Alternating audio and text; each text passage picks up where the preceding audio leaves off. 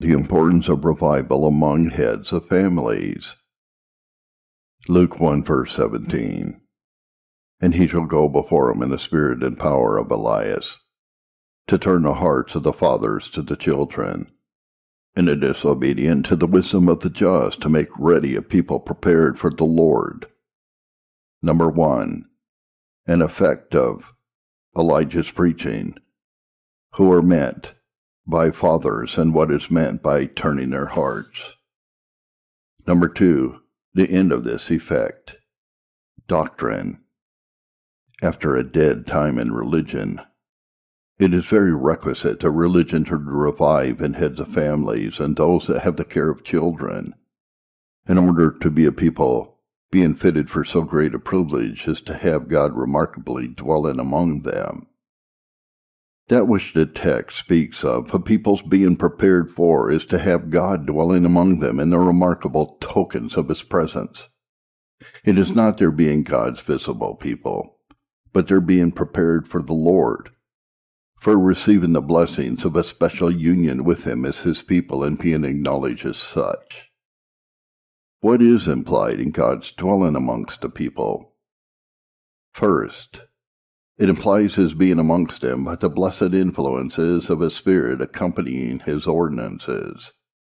Second, the bestowing those privileges that are wont to accompany these influences, or to be consequent upon them, the comforts of God's Spirit, blessings in society, the flourishing of those moral, social virtues that make a people happy, their honor, beauty, and delight in a church, state, or a worshiping society. Temporal blessings. Psalms 144:12-15.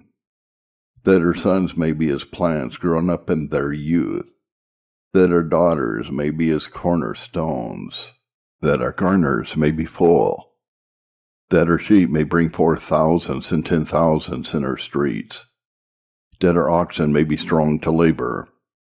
Happy is that people. That is, in such a case, yea, happy is that people whose God is the Lord. Jeremiah 31 verse 13. Therefore they shall come and sing in the height of Zion, and shall flow together to the goodness of the Lord, for wheat and for wine and for oil and for the young of the flock and of the herd. And their soul shall be as a watered garden, and they shall not sorrow any more at all. Amos 9 verse 14. And I will bring again the captivity of my people of Israel, and they shall build the waste cities and inhabit them, and they shall plant vineyards and drink the wine of it. They shall also make gardens and eat the fruit of them. All these things are manners of tokens of God's favor. Jeremiah 33 verse 9. And it shall be to me a name of joy, a praise and an honor before all the nations of the earth, which shall hear all the good that I do to them, and they shall fear and tremble for all the goodness and all the prosperity that I procure to it. Third, the continuance of those things. These blessings are aptly represented in Ezekiel 37 verse 22. And I will make them one nation in the land upon the mountains of Israel, and one king shall be king to them all. Secondly, what are the reasons for this? First, because they are so great a part of a people. In order to a people's being prepared for God to dwell among them, they should generally be lively. They should be united. If heads of families are either God's enemies or are cold and dull in religion, and consequently in very corrupt frames, then God will find great offense amongst the people, greater offense in public assemblies, at the Lord's table, in particular houses, so that He will find no place prepared for Him to dwell in.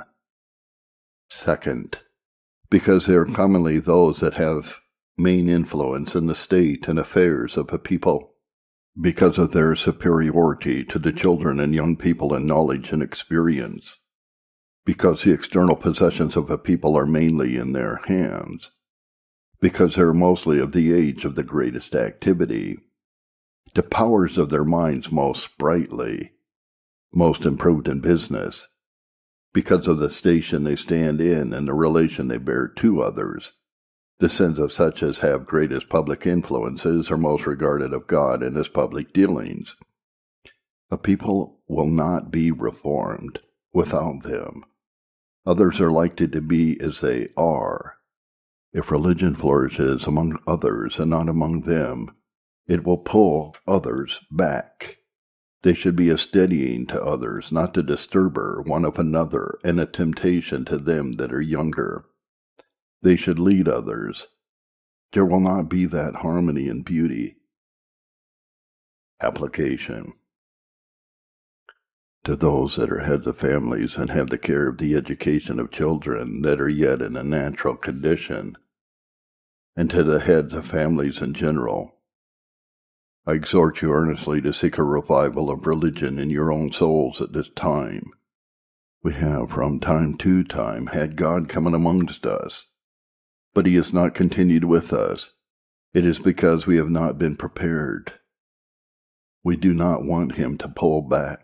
How is it with the middle-aged people and heads of families in the wilderness, Numbers 14:29-31, and has, in a number of instances, been so that when God has been about bringing to pass great things for his church, he has poured out his Spirit on the younger generation, only to fit them for the glory of things that should be brought to pass when they should come upon the stage. Consider the great benefits of a constant dwelling of God with us, and consider how unsuitable it is to expect this, unless love to your own souls and to the souls of your children should move you. Those that aren't lively in religion, they will neglect the souls of their children.